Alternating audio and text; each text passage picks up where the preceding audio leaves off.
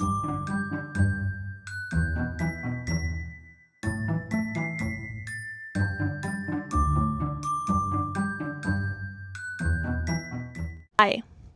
my name is Natalia and welcome to this Christmas themed reading vlog.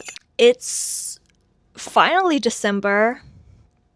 I have no idea how is it possible because literally 2025 started like yesterday to me. But it's what do you mean it's almost over? What do you mean next month we're gonna enter 2026? My brain just cannot comprehend that. But anyway, so since it is December, I'm trying to get a little more in the Christmas spirit. I'm not gonna lie, I don't really feel it yet. And I'm not even sure if I will this year because I'm not going home for the holidays. Just for context, I come from Poland, but I am currently living in South Korea. Last year I did go to see my family for Christmas, which was awesome. And in Poland, we take Christmas quite seriously.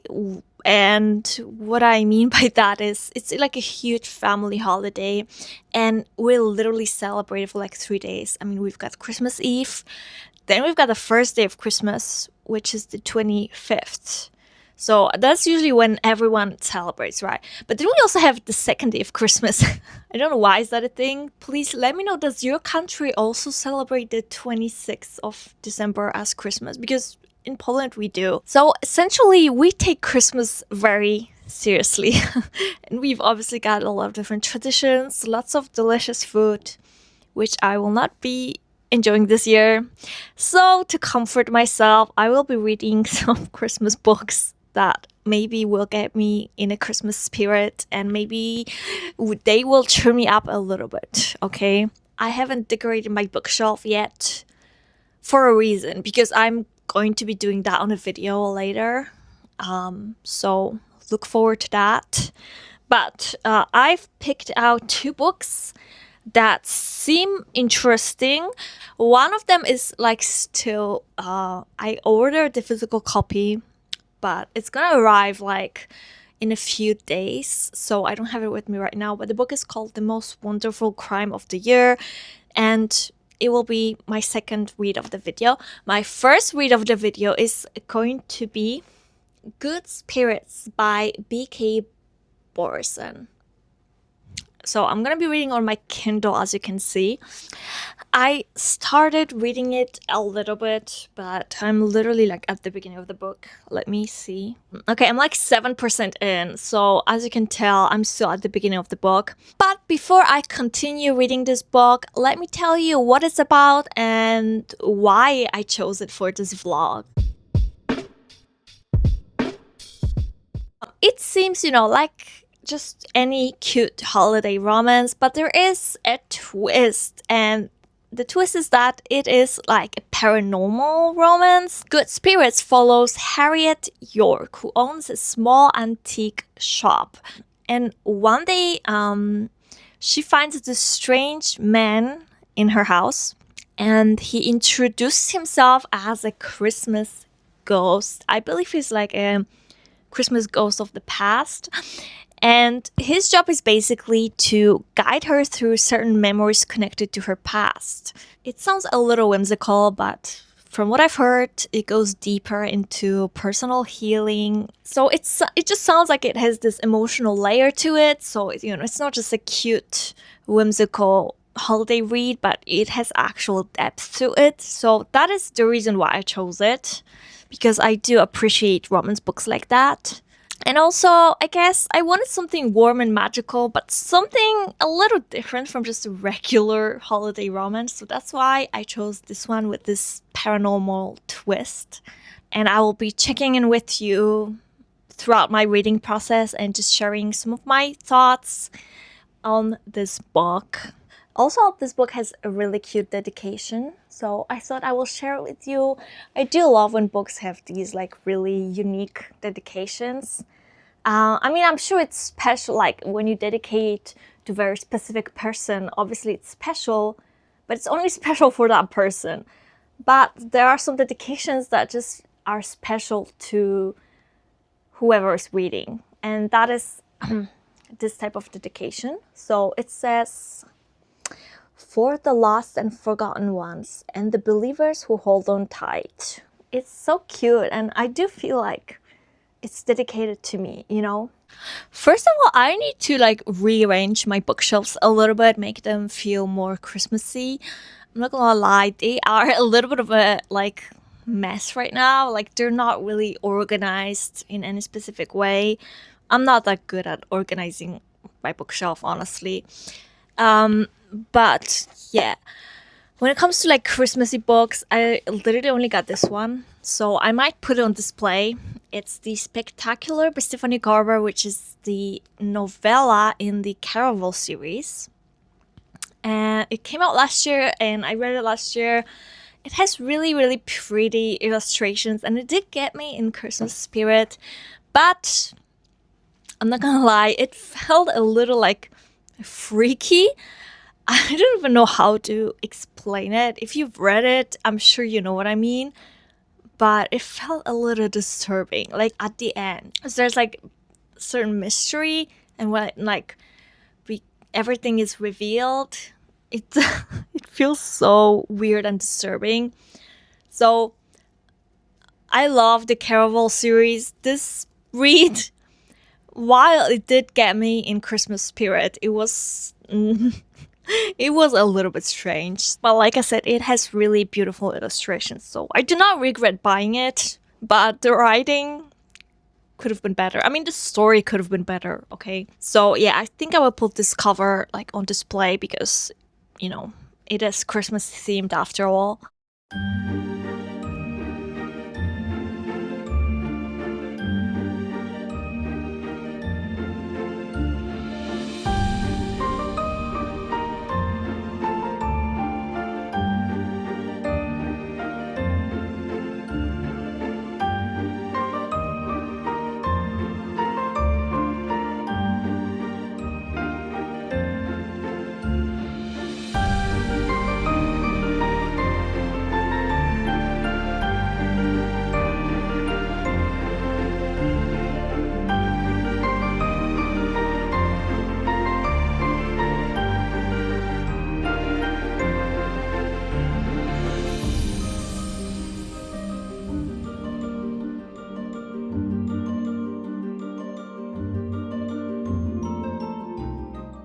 Okay, I am about 25% into this book, and I have to admit, I'm really enjoying it. The protagonist, Harriet, is literally in her comfy Christmas pajamas almost all the time, which is one of the reasons why I wore my comfy Christmas pajamas, just so I can feel a little bit more like Harriet.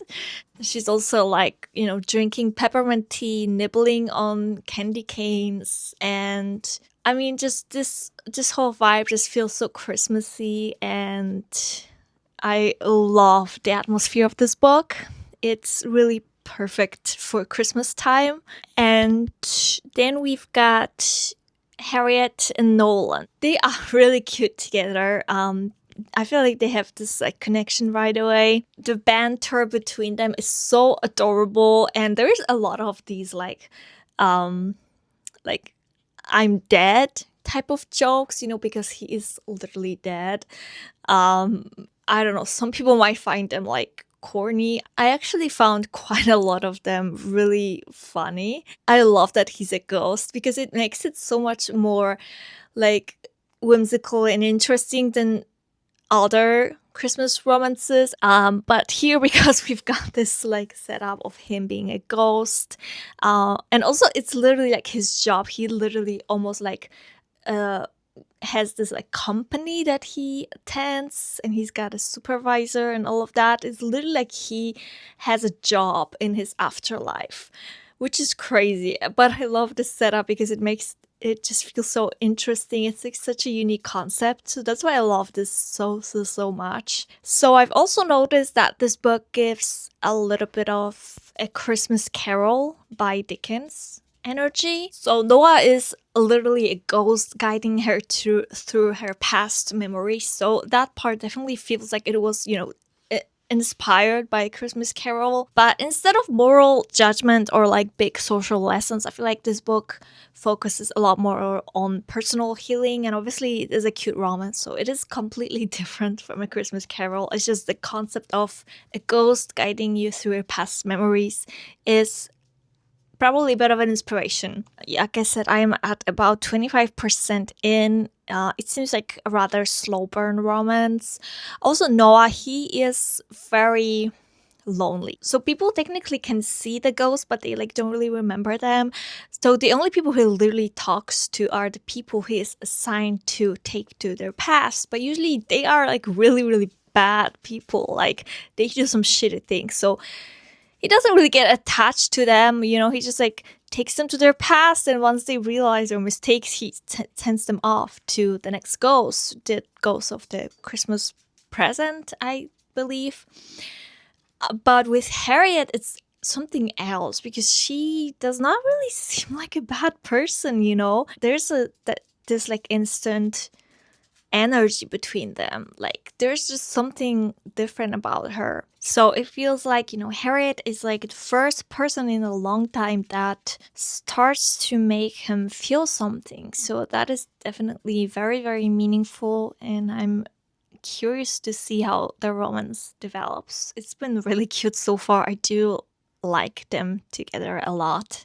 I want to share a few of my favorite quotes so far. Not many, but just a few. So, first one just really shows you like the magical atmosphere of this book.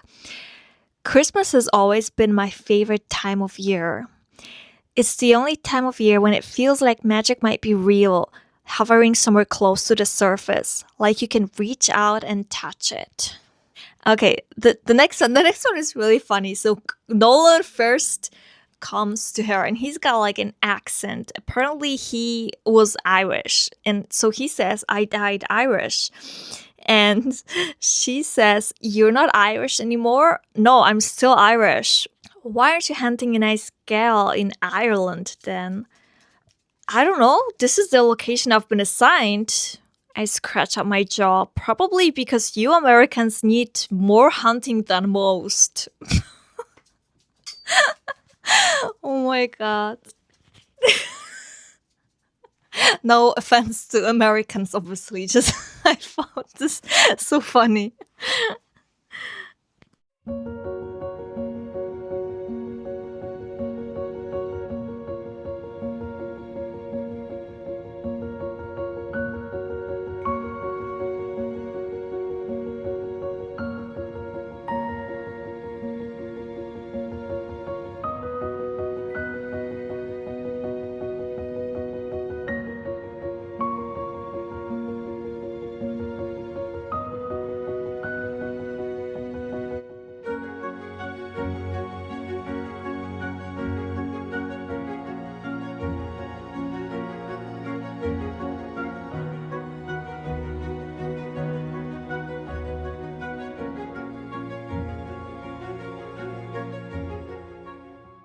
Okay, so I am like 38% in, and like there's like a little bit of a plot twist happening. I don't really know what to call it, but I am kind of shocked. It is definitely very interesting. I also feel like this book is making me feel like so emotional. Maybe it's good I've got a glass of emotional support wine with me to get me through reading this book. It is getting like a little bit like sad. There were some moments when I felt like I was about to cry, and we're not even halfway through yet. They ask you how you are, you just have to say that you're fine when you're not really fine, but you just can't get into it because they would never understand. But also Harriet, she's so relatable. I feel like the main character is like someone who like really tries her best, but at the end of the day, she feels like nobody really wants her or chooses her. And she's like a huge people pleaser. She will just really do everything to please people around her just so that she can feel liked and she can feel like chosen or whatever. Um, that feels incredibly relatable. You know, she's not like very loud about it. She just carries it in like a quiet way. You can feel that it's definitely like a heavy burden on her. And then we've got Nolan, who's also been like quite lonely, like I said, obviously for different reasons. I mean, he's a little ghost that just doesn't have anyone with him.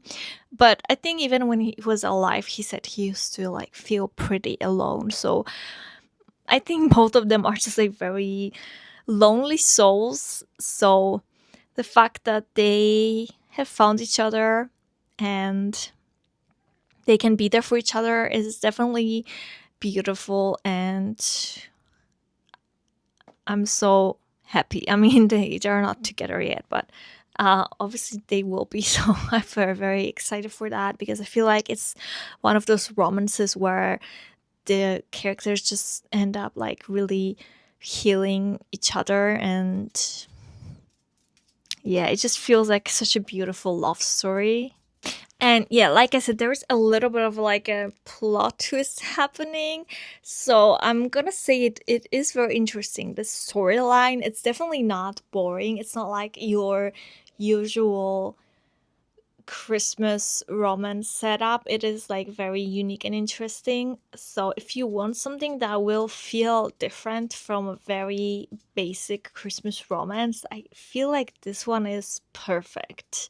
So in one of the chapters, Nolan says, I was always a solitary man, and books make good company. I don't remember much of my mortal life, but I do. I remember that, being alone. So, like I said, it seems like even when he was alive, he was a bit of a lonely person, and books are his company. So, again, that part feels really relatable. So, in a way, I feel like I can relate to both Nolan and Harriet. Yeah, I guess I'll just keep on reading and I'll let you guys know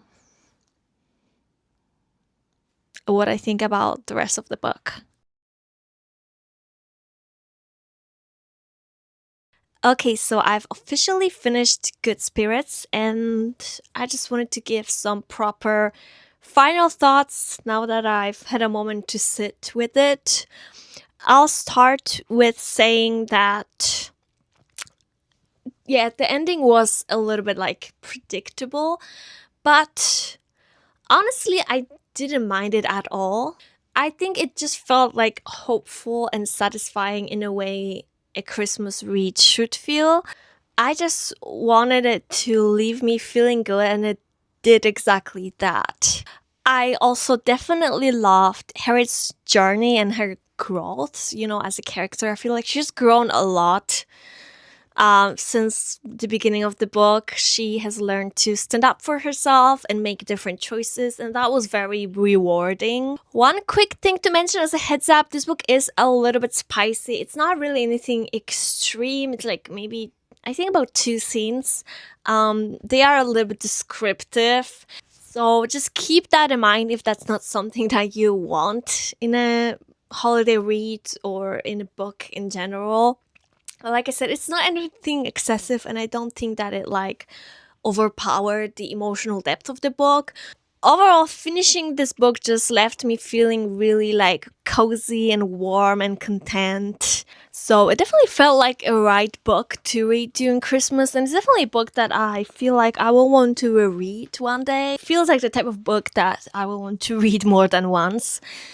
So I'm really glad that I picked it up.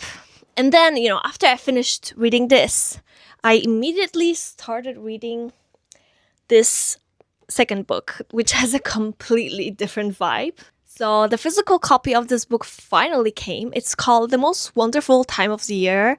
And I have to admit, I am in love with this cover, this like comic style cover. I don't know, I love it so much. Just this whole book and the colors are so pretty. So the reason I chose this book is because I wanted to balance out, you know, this like cozy, emotional Christmas romance with something a little bit more fun and fast paced and suspenseful. It's definitely a lot less emotional than Good Spirits because it focuses on this mystery. You know, it's very fast paced and full of suspense. And honestly, I'm already like halfway through this book, and I started reading it like yesterday.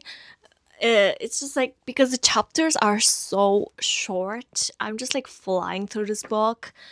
It's so easy and fast to read, and it's a very short book in general. I mean, it's got like less than 300 pages. To be exact, it has like 293 pages. So it is, a rather short book. So I feel like it's a very like fast read that you can read in a day or two. So for a bit more context on what this book is about, we've got these two rival authors who are invited to England to stay at the manor of Maggie's favorite mystery author. Maggie is obviously the protagonist, and Ethan is the rival author. Unexpectedly, the mystery author that invited them suddenly goes missing, and some other like strange things start happening. And honestly, they are like literally the only two people that they can trust, even though they don't really like each other at first, but they soon realize that they are the only people that they can trust. So they obviously start working together to try to figure out what is happening at this manor and where did this author disappear to. I love Maggie and Ethan's dynamic. So like I said, they don't really like each other at first. I mean, I wouldn't say they hate each other, but they're not super fond of each other. But they very quickly start to build a connection. And they have really amusing banter and lots of chemistry. I love their scenes together so much. They are so entertaining and full of sparks and chemistry. But yeah, at this point, I'm very hooked, very entertained. It's definitely a different vibe to Good Spirits, but I'm enjoying it nonetheless. And I'm definitely curious to see how everything unravels and what this whole mystery is about. So we'll see. I've made some tea for myself, so I'm planning to actually finish it today because, like I said, it is a very fast read. So I guess I'll see you once I'm done with this book. Also, just like the first book, this one also has a very fun dedication. It says, if anyone has ever tried to gaslight you into thinking you're the problem, congratulations. This book is for you. Such a fun dedication. Do you guys sometimes think about what you would write in a dedication if you were to write a book?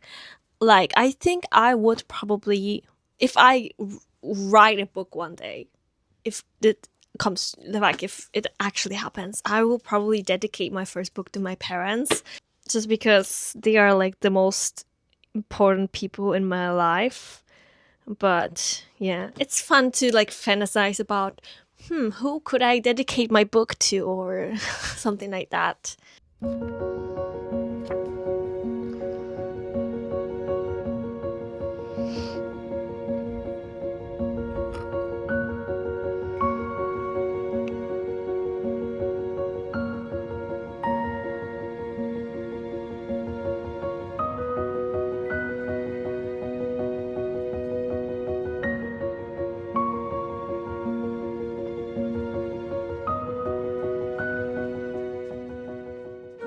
Ethan, the man that you are, he's literally saying things like, I know the world hasn't given you a lot of reasons to believe this, but just so you know, if you were mine, I'd never make you park the car because my shoes are suede. It's a reference to her ex-husband.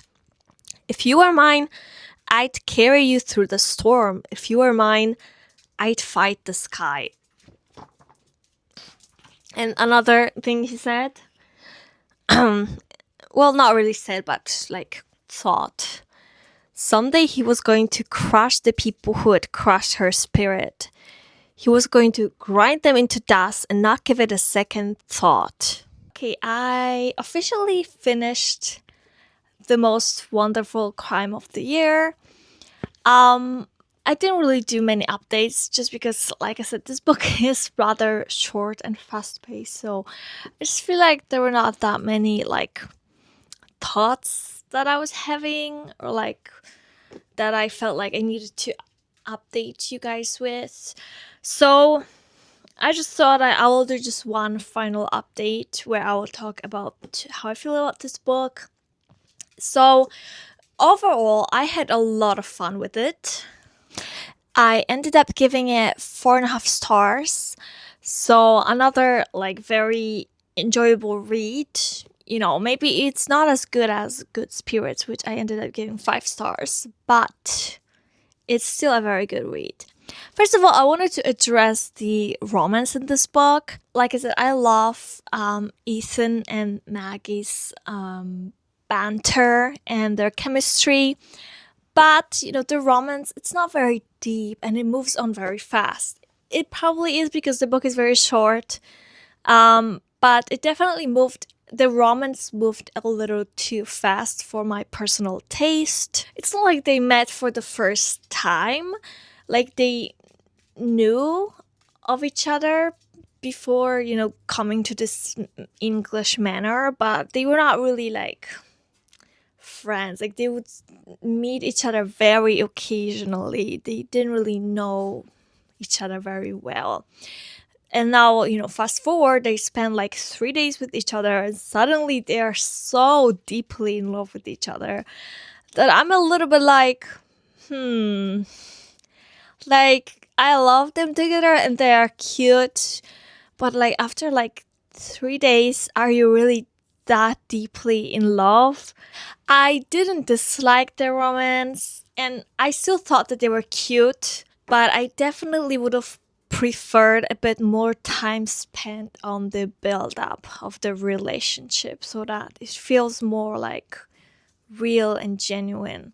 The mystery itself is also not like very complex or intricate. It's rather like simple. It's not super shocking either. It did keep me, you know, engaged and entertained, but it was not like really super suspenseful or super complex or anything like that. Overall, I would just describe it as like a very fast paced, cheerful, festive, bingeable holiday read. It's not trying to be dark or intense. It's also not trying to be like a very deep emotional romance. It's just more like something that's just cozy, fun, and easy to read when you're looking for something to make you feel a little bit more festive. So I would say if you're looking for like some light Christmas mystery with banter and a little bit of romance, I would definitely recommend this. Okay guys, so that is it for this vlog, and if you enjoyed it, don't forget to leave a like, and if you're interested in more videos like that, please consider subscribing to my channel. I would really appreciate it. Also, Happy New Year, and I'll see you in the next video. Bye!